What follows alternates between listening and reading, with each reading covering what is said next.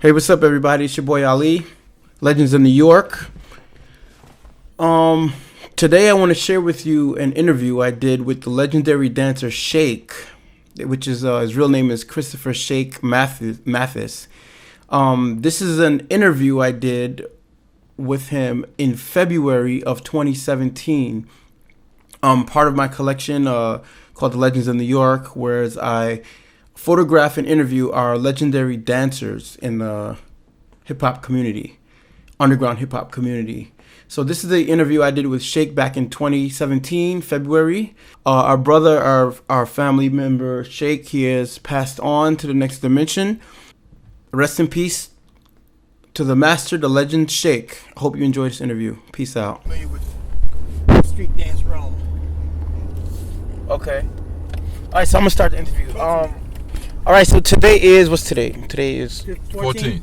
Oh yeah, it's Valentine's Day. February 14th, I'm here with brother Sheikh, Pop Master OG Sheikh. Say what's up, Sheikh. What's up, man? You already know what it is.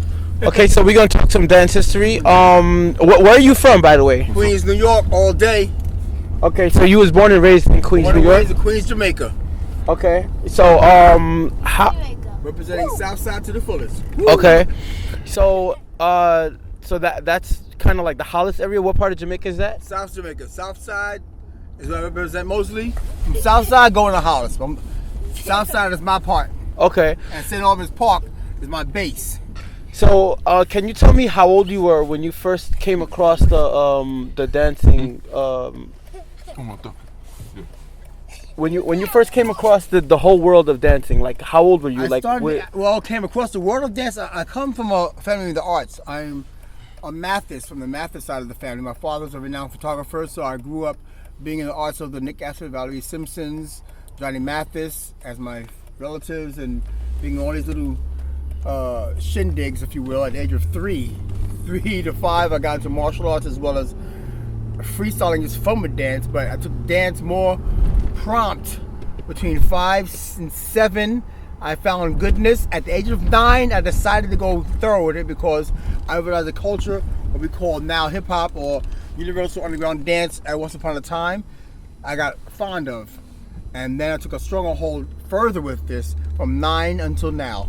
Okay, so like, do you remember the first time you saw it? Like, what was going on, or where were you? What was happening? First time I see it, I can see dance anytime. I can see dance from a block party or basement jam. It depends on what dance you speak of. I say just dance. I don't speak of a certain style of dance. Okay. Party style dance will be the bump, the Flintstone, the hustle, the bus stop, things of that nature. My aunt, my uncle, my mother, father, at little red light zone parties in the basement. I go to little family events and reunions and see little dancing happening, as well as roboting and things of that nature, and then say, oh, this is fun, and took a liking to it. I got more prone and serious when I joined hands with the crew called Dynamic Rockers, hence Dynamic Breakers. Ergo, by way of Kid Float, and by way of next Big Sheik. So with this being said, these names are prominent in my destined arrival to the art of street dance, more thorough as a boogie boy representing Queens. Okay, so can you tell me the story of how it first happened? Like when you first, when you came across these people, how did you see them for the first time? Like what was going on? See them in the street, see them at the jam. Okay. Very simple. I can see them at a practice. How did you find, what went on? What person now? See, I don't like to get too broke up with it, but I get specific. I seen Float at Club USA. Okay. Before Club USA, I already knew the Dynamic. Dynamic I met by way of a guy named DJ Shake Baseline, Big Sheik. And he's from the Bronx. He was in Queens, he was chilling with me, whatnot. We met up, he took a liking to my status. I was called High C or Milkshake because I'm high yellow at the time. And I was like a little cutie boy, Milkshake, and he was called Shaky Sheik. Okay. Ergo, he was a taller, older version of mine, so they say, hey, Little Sheik and Big Sheik. I'm Little Sheik, original. The original Little Sheik is what I go by originally. And with that being said, I came into the realm of strictly being a boogie boy. When you say boogie boy, what do you mean? One that pop locks or boogie style. Or I don't say electric boogie. I say boogie style, meaning puppeteer waving, strutting boogie forms of East Coast versions. Not the regular struts of West Coast. Not electric boogie style. It's still electric boogie, yes. But I was doing more puppeteer popping. It was my form, and gliding and floats, waves, things of that nature. And rocking, of course, which is top rock, battle rock, things of that nature. Freestyling, of course, which is hustling, before house is more relevant. And two-stepping, things of that nature. Freestyling before it became what is called house or club, or calling it whack was called just club style or freestyle. Freestyle, funk style, jazz style. Before all these names were relevant, I was doing them in a fun manner of party, energetic atmosphere settings where it was either a club or it can be a party, basement party. It was irrelevant.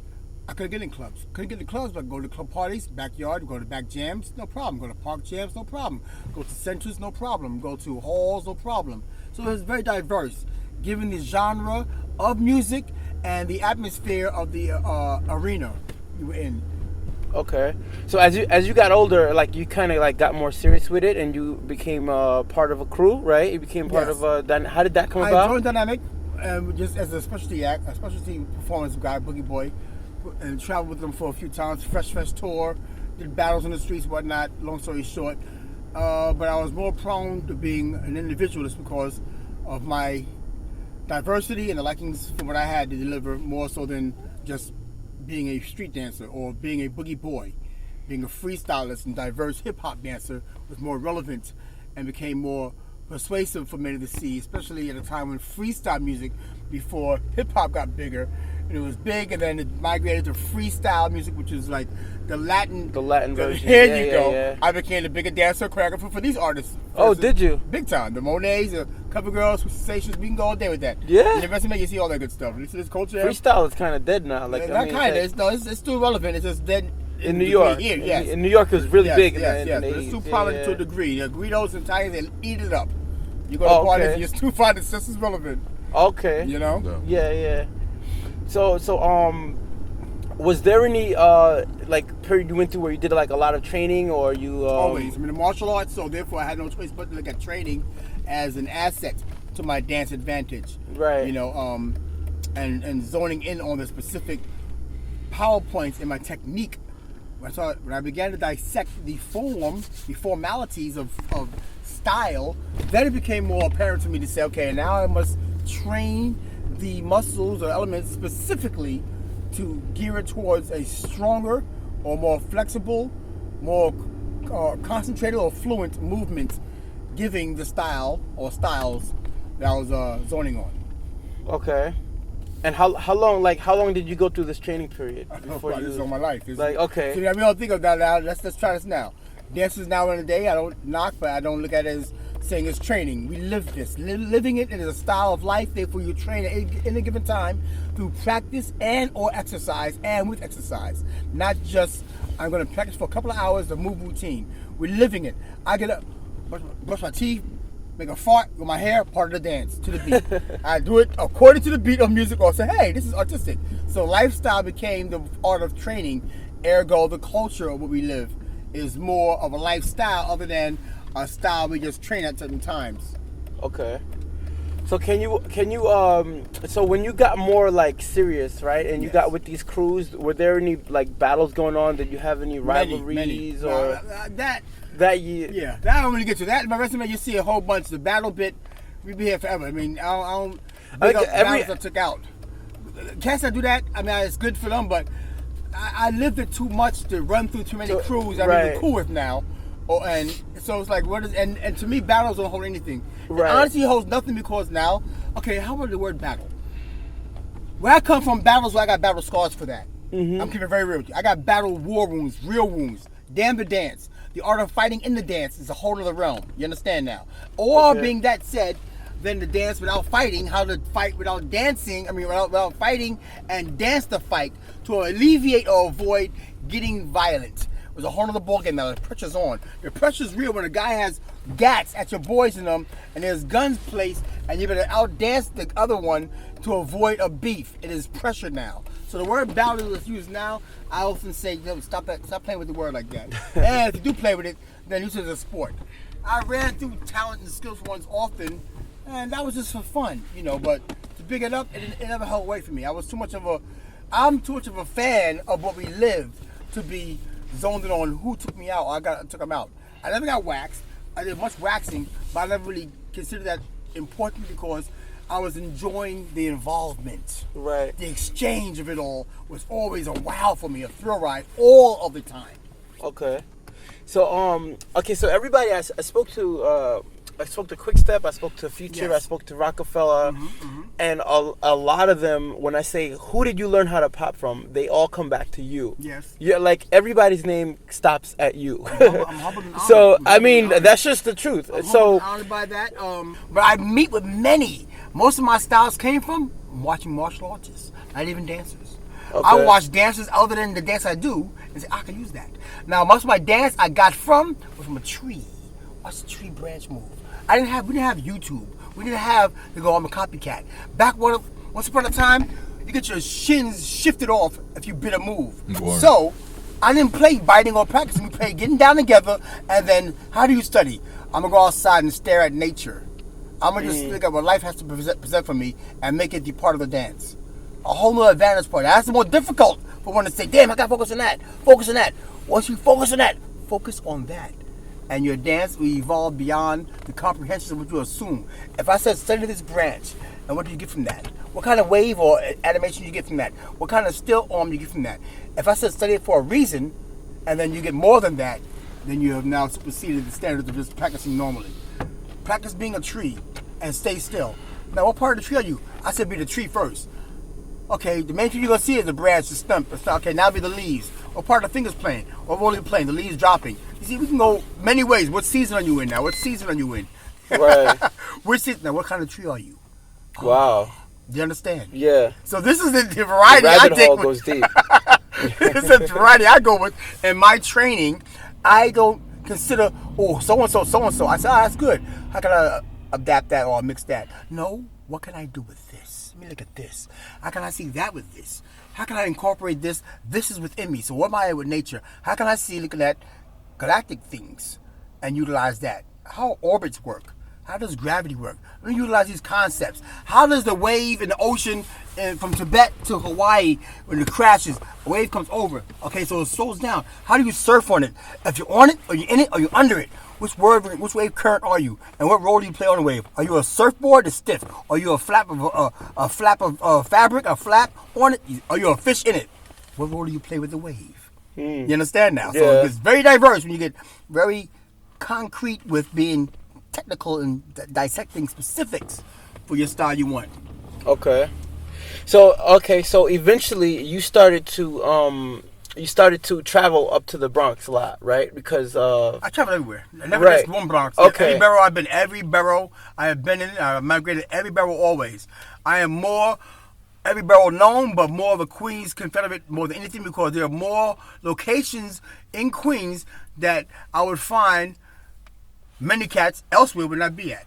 so how old were you when you started first like traveling around? 8 to and 9, like, 9, 10, 11, 12. Really? I've been traveling. Yeah, I've been at this since literally as a youth.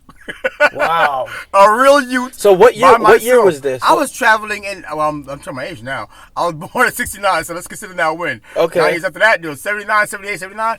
I was already on. I was 13 years old in Canada already traveling. Oh, wow. Doing many tours for my skills. So you know, the travels to me was a major hodge I had to do. Pack my bag, my roller skates or whatever. I roller skated as well, and go to each borough and shred through jams. My thing was go to a jam and get cash for their money or have a good time. But I'm getting you for your money if we're gonna battle. I was always that kind of cat. Or if you had money, what size you wear? I'm not a tough guy, but I'm just saying, you know, I did. You got to pay one way or the other. Yeah. What we had, the name buckle, your gazelles. We want to trade off. My name is important. Let's go for this. Let's have fun. You know, so it was a different game when we said battle. Some people were leaving barefoot and no crowd behind them. Their friends, their shirts going, their jacket, their name buckles are off. It's different. You understand Wow. now? I mean, Yeah. or for your pot, you get some money. How much that pot? I shake. Let's go for it. What you got?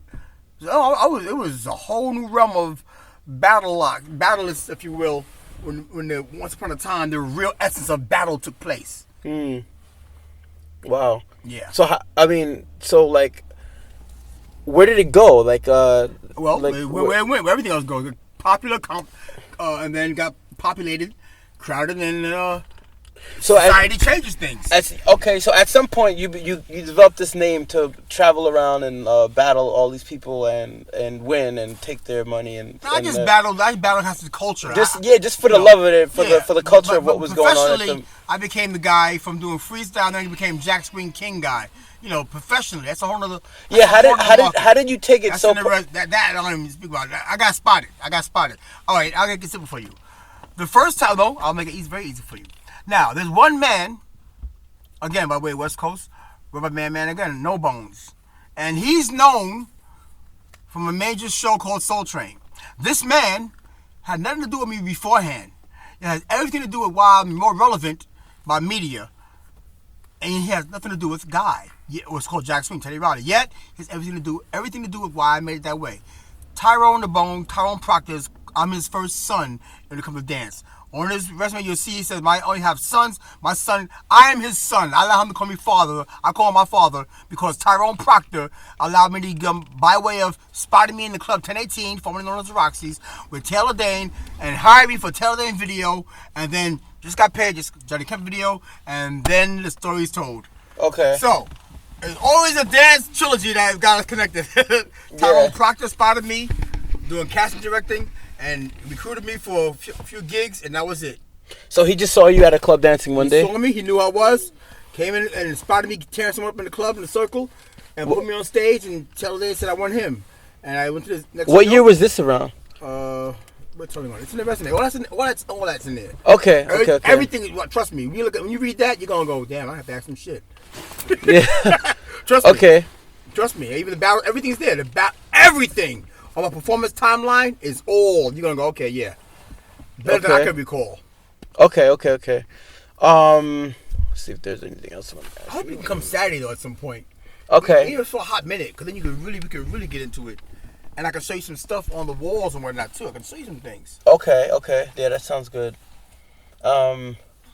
So you traveled around, right? You've been all over the world. Of course. Performing, and you've also done many genres, right? You did. You said New Jack. Was it Teddy Riley? I am New Jack Swing. I'm the Teddy of dance. He's the Sheik of music. Okay. Without me, there was no Teddy Riley. There's no guy. Without me, there will be no Teddy Riley's movement after that. Period. I'm the visual for all they've done from when they first started, from Rex and Effect to Guy, before he migrated to Blackstreet. Okay, and then you did also freestyle, right? Yes. And then what other genres did you dance for? Of course, hip hop. Hip hop videos. Of course, dancehall. Shabba Ranks. We can go all day. When you say dancehall, what do you mean? I can say dancehall like Shabba Ranks. Oh yeah. I'm dancehall king from Oh wow. Many. We be here for a minute. Oh yeah. That's a lot of genres, man. Yes. Well. Did you ever get into breaking? Were you ever into breaking? I'm a rock steady. Of course. I'm dynamic. Of course, I'm a breaker. Okay. But I was a boogie boy more. I did top rock and battle rocks all day. Okay. But I didn't care for going on the ground too much. I don't want shit getting dirty and spinning around. Yeah, so, yeah. Footwork as far as I go with. Footwork and have a nice day. Okay, so how did your name? So your name originally was Sheikh. Milkshake. S-H-E-I-K. Right, because your skin color. Yes. How did it become Sheikh? S-H-E-I-K. I'm a Muslim. Right. So I am Muslim. So you were born Muslim, or you converted? We're always born Muslim. We're always born Muslim. I reverted back to Muslim though. Right. Yes. So when did you revert 97. Back to? Okay, yeah, cool. 97, I reverted. That we're gonna discuss later on too, brother. That's that's a long discussion. Inshallah. Yeah, definitely. Okay, so I think I got pretty much what. Anything you need, you hit me up. Yeah. Okay, cool. I got you. Okay, so we're gonna end the interview now, and if I have any other questions, I guess I'll if actually we're here also with Float, right? So take care if you wanna add anything to what he said, I'm gonna get him inside because he's going through. Okay.